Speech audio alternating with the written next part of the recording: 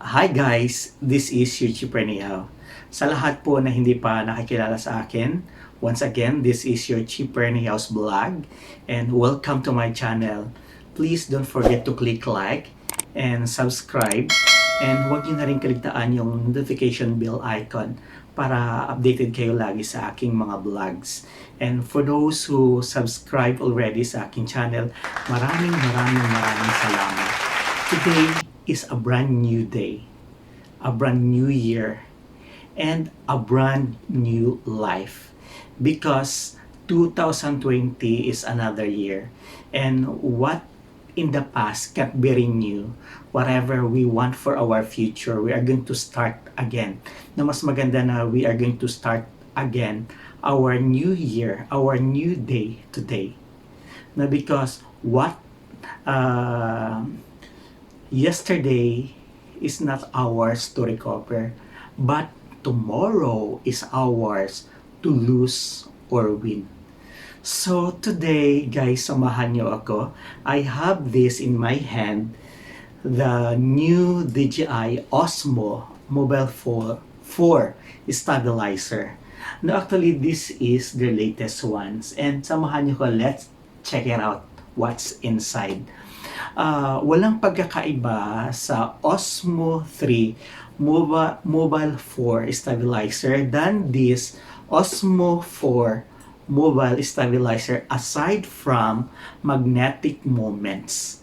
No, aside from yun nga, magnetic moments. Actually, yung kanilang texture, ang kanilang quality ay pareho lamang. No, ang pagkakaiba lang nila is yung pag-mount mo is gumamit na sila ng magnetic. So, samahan niyo ako guys. Let's unbox this. Okay? So, sabi dito guys, magnetic quick mount. So, kung makikita nyo, tingnan nyo to, wala na siyang mount, no? So, ginawa nila is magnetic moment. And today guys, we are going to create magnetic moments sa araw na ito. And samahan niyo ako to unbox this. So, ayun guys. Dito, yan. So, actually guys, this is my first time na unbox. And yun. And actually, I brought this to myself as a gift. Na actually, matagal ko na ito na nabili. Naka-stock up lang. And yun. So, ngayon, i-unbox na natin para magamit na natin. So, yun. So, DJI OSMO 4. So, para malalaman siya. Actually guys, pwede ito sa sa Android at saka sa Apple. No, titingnan natin kung anong function ito or paano ito makakatulong sa ating pagba-vlog. So, yun guys.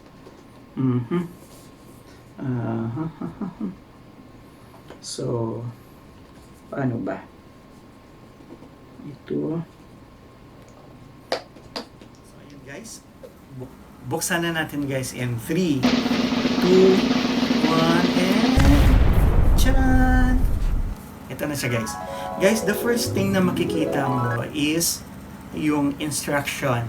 Instruction kung paano i-mount yung magnetic o yung magnet na mount sa ating mobile.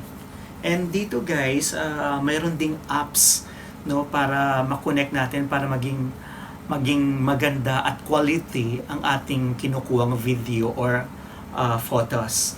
So, pwede dito guys sa Android at saka sa iOS.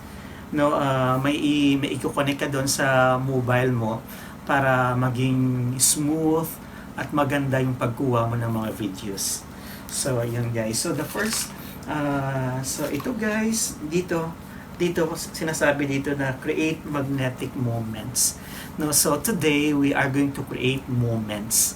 Magnetic because we have an attachment, no, sa ating mga subscribers, sa ating mga viewers Kaya sinasabi dito na create magnetic moments, because every time we vlog, we create moments. And aside from creating moments, we are connected, we are magneting yung mga viewers natin, and we are connecting them for what vlog we are giving them, for what kung ano yung purpose ng vlog mo. It's either you are giving them education, if you are giving them informations about the vlog of something, or it might be you are giving them a smile in their hearts, no, sa mga vlogs natin. So ayun guys, so ito yun yung box niya sa loob, and yun, so mayroon siyang dalawang parts. So unahin natin yung first parts guys. Yung first parts, ito yung first parts niya guys. Ito is actually is a guide, no, para sa mobile phone mo. Is a guide niya kung paano mo siya i-mount, no, sa mobile mo. But, and ito guys is the extra one na i-mount mo to sa mobile mo, no. So idikit mo siya sa mobile mo. First, ito yung magiging guide mo. For example, this is our mobile. So lagay mo siya and i-mount mo siya, and at the same time, para yung purpose nito actually guys, para nasa center yung paglalagay mo ng holder, no, para hindi siya unstable pag naglagay mo na siya sa gimbal mo. So ito yung purpose ng guide. So ang ganda guys kasi mayroon siyang guide, hindi ka malilito kung saan mo siya banda ilalagay ito. And aside from this, no, what inside is the extra. No, ito yung extra na sticker or magnet na ilalagay mo siya sa mobile mo. And of course, pag bumili tayo ng mga gamit, hindi mawawala yung tinatawag nating manual. Guys, ito yung manual. Ito yung kanyang manual.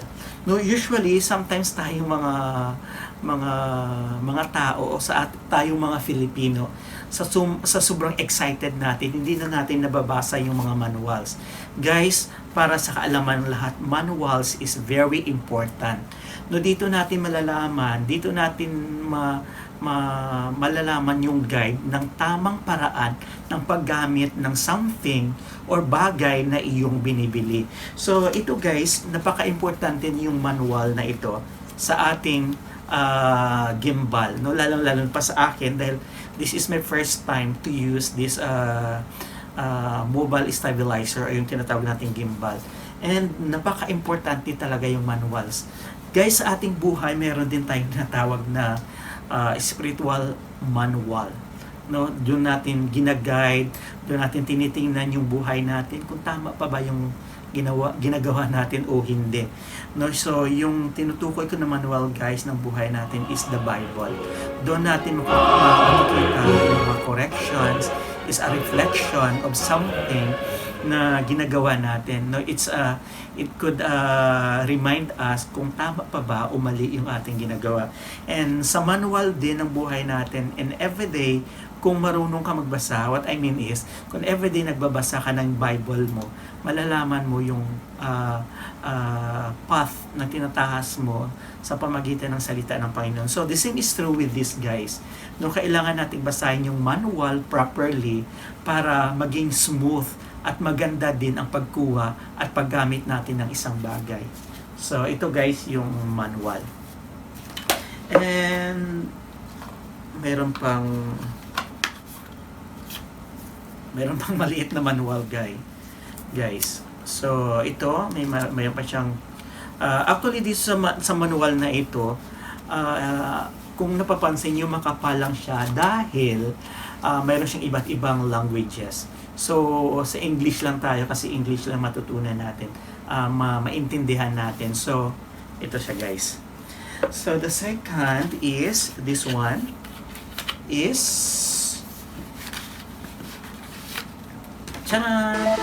is pouch.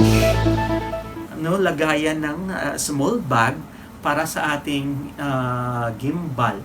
No, pag hindi natin ginagamit, ilagay natin dito para hindi siya madumihan. And pwede mo rin to gamitin as a coin pouch mo.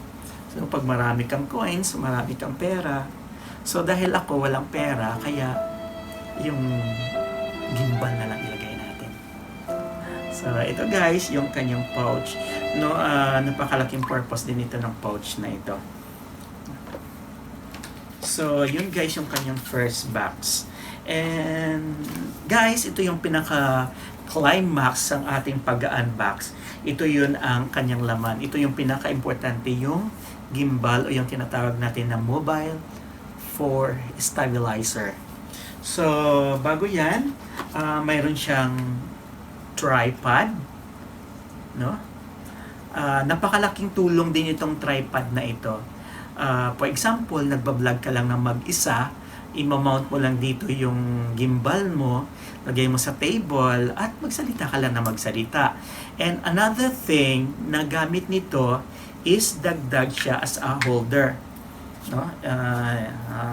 At least no, meron siyang karagdagan yun. So, ito yun ang tripod. And of course, hindi din mawawala yung strap. No, actually, maliit lang ito na bagay yung strap, pero napakahalagang bagay. No, for example, dito ka, lagay mo siya sa wrist mo, and for example, nalaglag, at least, mayroon siyang nakasabit. So, ito yung purpose ng strap talaga guys, ng lahat ng mga camera. Although, ito titingnan nyo siya, napakaliit lang.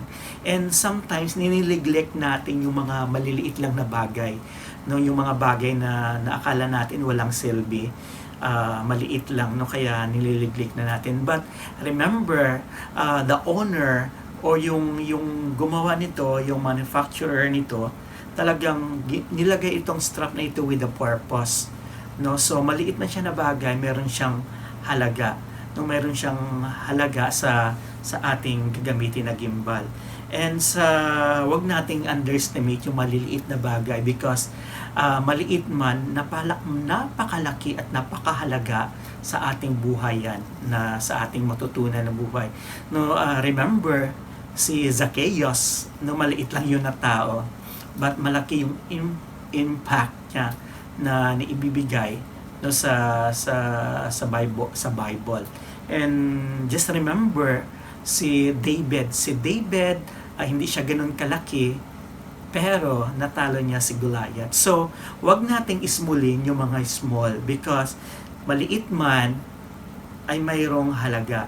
No, maliit man na bagay, sabi nga nila, maliit man nakakaduling din. Nakaka-point din. So, yan guys. So, wag nating kaligtaan, no? Yung mga maliliit na bagay, mayroon siyang halaga. And, of course, ito yung kanyang USB charger. No, napakalagang bagay din ito because we are going to connect this para magamit natin yung gimbal natin, just like your phone. No, pag walang battery, of course, hindi mo magagamit yung function niya. So, the same is true with the gimbal. Kailangan natin yung charger. And kadalasan, guys, ngayon, kung napapansin nyo, Type-C na yung mga cellphone kasi madali lang. And at the same time, madali din para sa akin kasi yung phone ko is a Type-C na.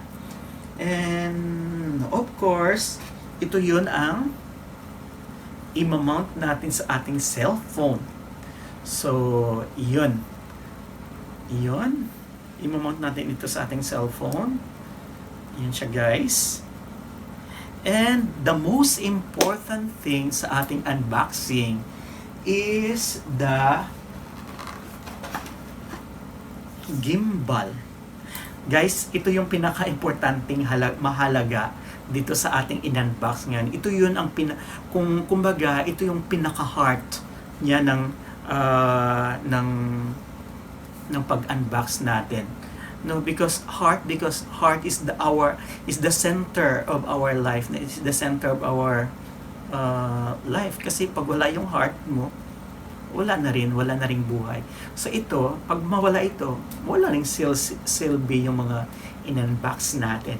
So ito guys, the first thing na gawin natin is, charan! So yun. So yun guys. Actually guys, this is my first time na gumamit ng gimbal or yung mobile stabilizer. And yun siya guys. Taran, taran, taran, taran. Ching-ching. So, try natin i-open guys. Ayan, one. And, charan. So, yun na siya guys. Ito yun ang tamang paggamit niya guys. Ayun oh. Yun. Ayun guys. So yun guys, isubukan natin i-mount yung ito, yung magnetic. Sabi dito kung saan ano yung camera mo, yun ang magiging direction niya. So lagay natin ganito. And yun. I-connect natin. Yun. So dahil fit na fit siya, hindi na natin kailangan to yung ano sa likod dahil fit na siya. And i-mount na natin guys dito sa ating stabilizer. And charan! So yun guys, yun. So yun guys, yun yung magiging function niya. Yun. Same time yun din. Yun, i-turn. Yun. And yun.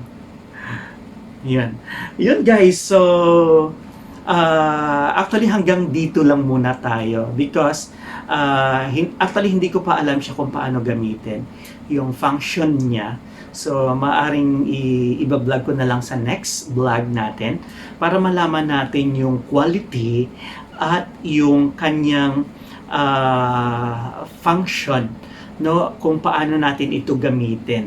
Pero as of now, hanggang dito lang muna tayo. Once again guys, this is your cheaper ni How. And guys, salamat muli sa panood ng video ito. Pag hindi pa kayo nakasubscribe sa akin channel, please don't forget to click like kung nakatulong ito sa inyo. And at the same time, i-subscribe na lang po ng aking channel. And huwag nyo na rin kaligtaan yung notification bell icon para updated kayo lagi sa aking mga vlogs. So guys, once again, this is your cheaper Niao saying, yesterday is not ours to recover, but tomorrow is ours to lose or win. God bless everyone.